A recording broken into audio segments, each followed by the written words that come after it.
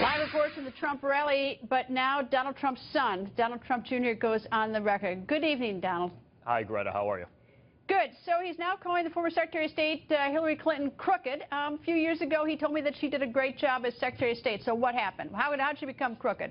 Well, I think when you look at the record and when you look at what she's actually done, when you look at Benghazi, when you look at all the instances over the last multiple decades, it's almost statistically impossible to have that much controversy, to have that many things gone wrong that are just inexplicable in so many ways. I think it fits.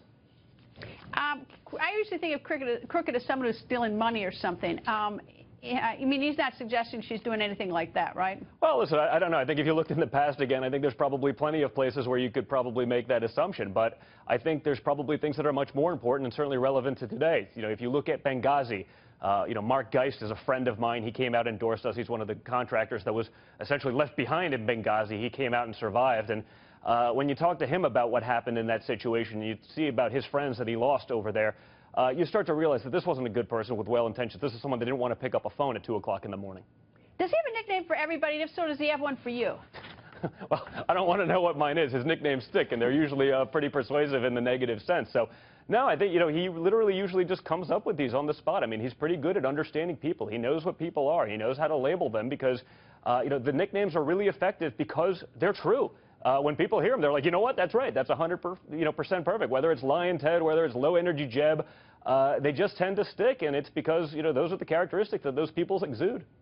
I've seen sort of two Donald Trumps. One is sort of the very measured one. We saw it in an op-ed that was written last week or published last week in the Wall Street Journal. When I did the town hall with Donald as well, he's very sort of measured, answering the question and everything. And then we have sort of this wild side of him where he brands people with nicknames.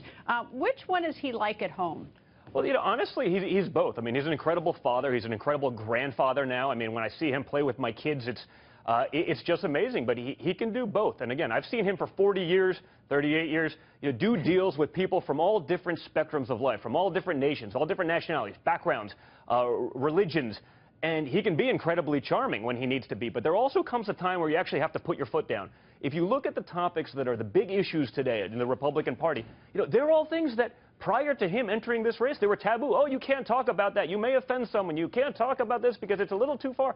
Guess what? Now they're talking points because he has the guts to actually bring it up. He has the guts to say what he's thinking and not necessarily, pull punches so as not to offend someone. He's more concerned about taking care of Americans, about protecting American lives, about protecting American jobs, about creating a great economy again, instead of, our current administration, which is much more concerned about possibly not offending someone who hates us to begin with.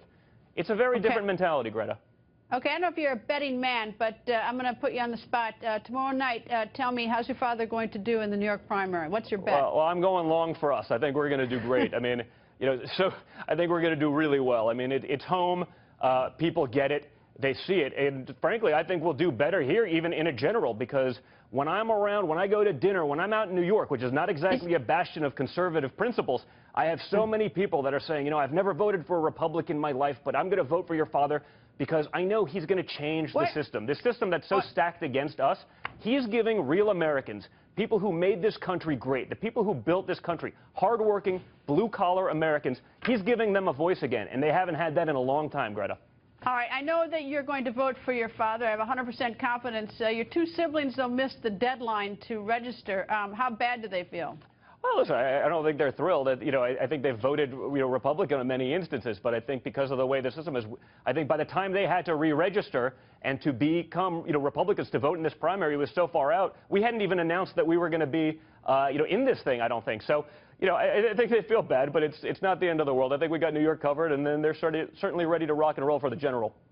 Well, if the polls are valid, your father's not going to need their 2 votes tomorrow night, so that's the good news, I guess, for the family. I think we're reasonably safe. If we lose by 2, they're in a lot of trouble, but I don't think that's going to be a problem. Yeah, I say they are. Anyway, thank you, Don. Thank you very much, Greta.